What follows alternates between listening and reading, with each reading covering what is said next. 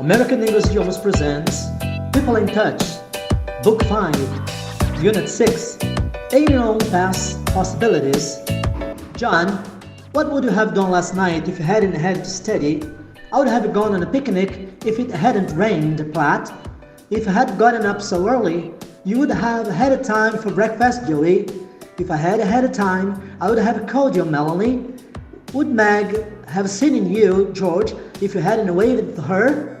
If Judy had only had enough money, she would have bought that car. I wish Margaret had called me back the next day, as I had asked her to. If Peter hadn't slipped and fallen down, he wouldn't have broken his leg. If I had known Alice wanted to go to dance, I would have called her. Had I known you didn't have the key, I wouldn't have locked the door, Phil. They would have gone with us, but they didn't have time. If we hadn't had for directions, we wouldn't have gotten lost. Judy, even if they could have taken a vacation, they might not have wanted to. Everything would have been alright if Mr. Geller hadn't said that.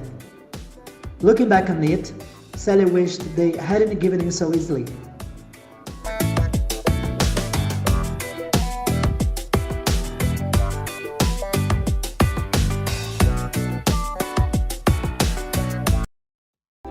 In this unit, you will talk about global business trends and the economy, practice interpreting data, and look at our relationship with developing economies and the way we live. As more people travel and work in other countries, we think about how we adapt to other cultures and which experiences make us happiest. Think about your relationship with money. Have you ever regretted a financial decision? Are you a saver or a spender? Listen to some people answering these questions.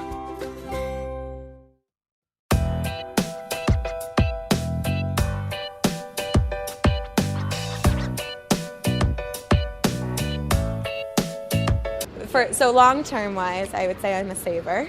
I think it's really important to save, but I also think life is very fleeting and you never know what's going to happen. So if you want to do something, I don't think money should restrict you. So definitely a saver.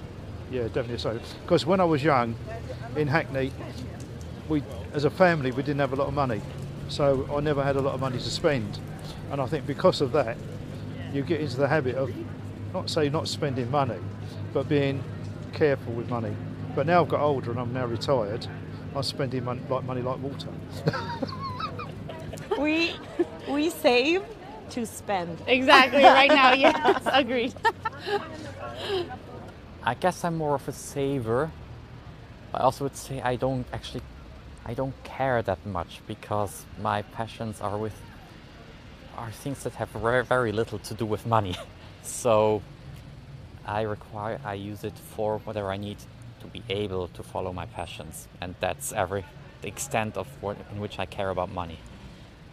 I am definitely not a saver in any way, shape or form. I am a spender. I wouldn't say I'm an impulsive spender, but especially with the advent of contactless payments, I tend to just pay for things without thinking about it, and it's only when I get that balance text on a Friday that I realise how much damage I've done. So my relationship with money is a funny one. So as a student, I have a stipend, so I'm also on a budget, quite a tight budget. So I don't really have an opportunity to save, but I wouldn't say I'm a spender either. So eventually one day I'll get a job and maybe it'll be a different situation, but I'd like to be a saver in the future. I can't say I am a spender, in between. I try to spend as I can and save as possible. Okay. I'd say our generation, we're inclined to travel maybe a little bit more, and we have access to these great opportunities to travel for relatively cheaply. That's definitely a priority for us. And however, we personally try to be as efficient as possible while doing so. I mean, we're currently in London, a very expensive city. We are staying with some of my family, but trying to be as resourceful as possible when it comes to money. I like having pretty things, and I'm not a good planner in any way. So yeah, they can be challenging. I'm not very grounded with reality when it comes to money. I don't plan a lot. Oh, I'm a big spender. I'm a big spender, for sure. My mom keeps saying that my hand is like a sieve. You know, money never stays there. But again, my motto in life is, you live once, you're not going to take it with you. You know, enjoy yourself, because a minute is gone, you can never repeat it back again.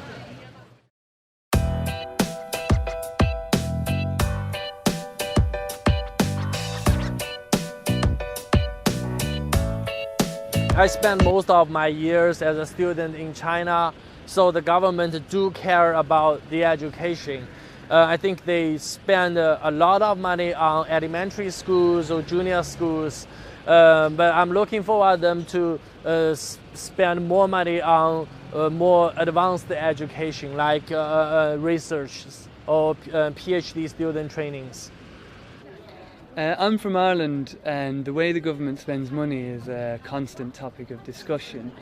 But actually education is one of the places where I think the government spends money well. When I was at university, we had completely free education. That's changed slightly, but it's still relatively low because the government subsidises it. And I think that you can see the results. A lot of people go on to university that maybe in other countries wouldn't be able to, and I think that's really important.